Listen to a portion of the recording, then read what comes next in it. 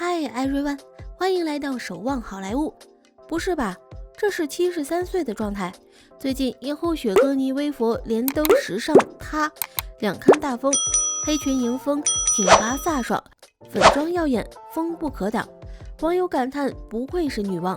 这可不算，最近《阿凡达2》上线，她饰演一个14岁少女。为了下水拍摄，73岁的雪歌妮练出了水底憋气6分钟，还拿下了潜水证。看到这里时，忍不住憋了一口气，别说6分钟，60秒都要命。和她一比，都不知道谁是70岁。也难怪，雪歌妮可是拯救过全人类的女人啊！如今娱乐圈时兴大女主，但大女主们见了雪歌妮都得叫一声姐，右手拿喷火枪，左手抱着小女娃，魔来屠魔，神挡杀神。她是异形女主李普利，这个角色有多牛叉？时代杂志这样评价：没有雪歌妮的李普利，就没有以后的女英雄。第一次看到雪歌妮是在异形系列中，在李普利之前，恐怖片的女主角都只负责尖叫，她却冷静勇敢。异形来袭，爷们儿吓到尿裤子，老娘站起来就是一梭子。她够真实不矫情，一身油污，满脸灰尘，张嘴就是狗杂种，花瓶谁爱当谁当。在她身上还有一种被释放的母性，尤其是这一名场面，当异形女主要伤害小女孩时，她穿上工程盔甲，震天大喊：离她远一点，贱人！她没有超能力，未受过训练，但在危急关头以凡人之躯比肩神明。女性不必为母则刚，但你敢伤害我爱的人，那你就要想好火化还是土葬。异形斩获小金人，雪歌妮一夜封神。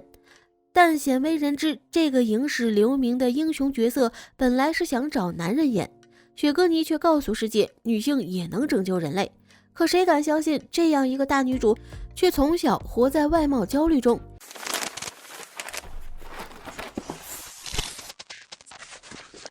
雪歌妮本不叫雪歌妮，她叫苏西，因为她觉得这个名字很像仓鼠。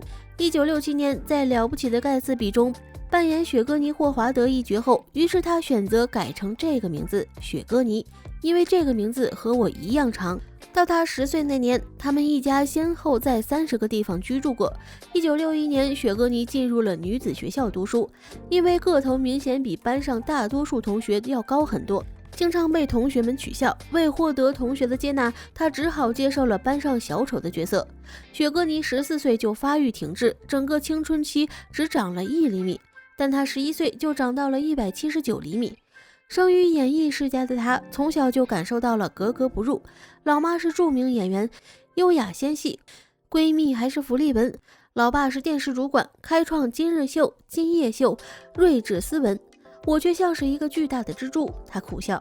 他妈一直想把她培养成贵族千金，并立下目标嫁给查尔斯王子。父女俩一致否认，那家伙多寒酸啊！在那个生产金发尤物的时代，雪歌妮无疑似玫瑰园里长出的一颗大王爷。为了和外貌焦虑一决死战，她决定换道取胜，当学霸。18岁，她考入斯坦福大学，主修英文，精通文学，还演上了莎翁戏剧。因为个子太高，被专业课教授拒之门外，只能饰演妓女或老年女人一类的角色。对于演员来说，戏路窄很难提升事业，但那一刻，雪歌妮心中重燃战火，没准我能成为一个文艺女演员。但很快，这点火就被一个名字迎头泼熄——梅丽尔·斯特里普。没错，就是这个拿下21项奥斯卡提名，演过穿 Prada 的女魔头的宇宙大魔头。1972年，雪歌妮考上了耶鲁大学戏剧博士，成为了梅姨的师妹。人比人气死人，梅姨是响当当的戏花美人，身高168厘米，秀面芙蓉一笑开。雪歌妮是顶呱呱的巨人，身高180厘米，背影往那儿一杵，老被当成篮球员。排戏时，梅姨永远是女主，雪歌妮永远是龙套。老师直言，你这样条件不是不能演，就是这辈子演个女丑就够了。雪歌妮憋屈，回去问老妈，我丑吗？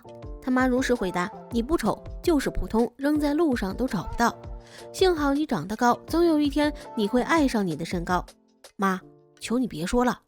硕士还没念完，梅姨已经在百老汇登台了。没几年，托尼奖也拿到手了。可雪歌妮毕业4年就演了一个无台词角色，赚了50块。毕业季失业，一切都停止。他笑道：“网上有个很火的话题，如何打破人生的停滞感？雪歌妮只用一招，死磕。正因为没有希望，所以我从不失望。不被看好就拼命面试，被说太高，他就偏要穿高跟鞋。终于异形找到了他。面试那天，他穿了一双12厘米的高跟鞋，1.9米大个子，排山倒海而来，所有男人都仰头咽了一口口水。别人面试奉承讨好，他张嘴就是我觉得你们这个剧本太惨了，不喜欢。那么拽，好，主角就你了。后来的导演组表示，当一个女生拥有说不的能力，那么她就已经是主角了。异形4部曲，流水的世界名导，铁打的雪歌妮微服，连片场暴君卡梅隆都对她爱不释手36年，凭啥？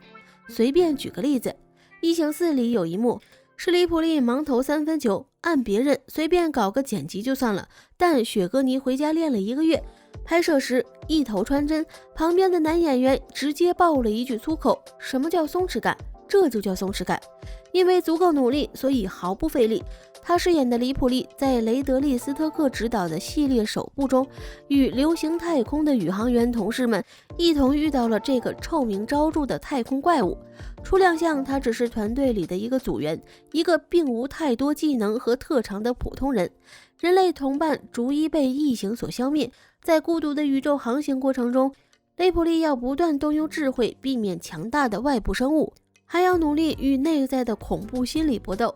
李普利最初作为一个坚定、聪明、临危不乱的女性个体被人牢记，她还不是某个人的某个人，她的个性和形象通过她所有的太空情景和特殊遭遇而凸显出来。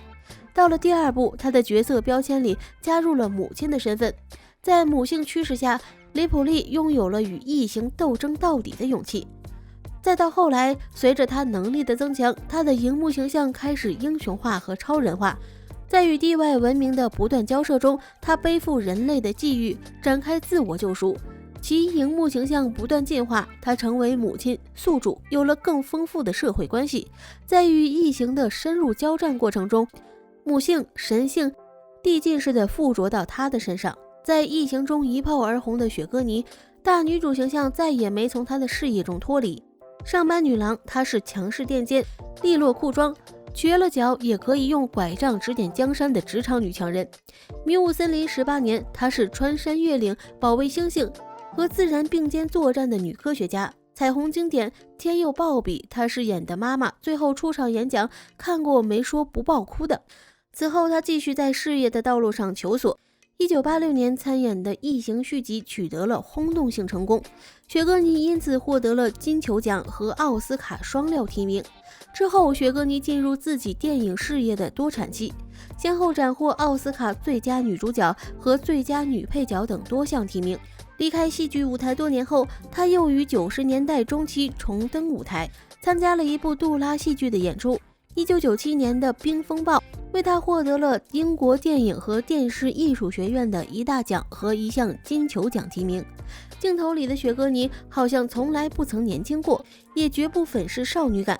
她好像生来就只为演大女主，连她的性感都极富侵略性，仿佛下一秒就用低沉的嗓音命令来拥抱着我，从我脚尖亲我。这样强势让她斩获金球奖，提名奥斯卡，也让她成为好莱坞最不好惹的女人。她从不听老板画大饼，我不在乎你跟我说这个角色多好，能赚多少，我只在乎导演有没有能力。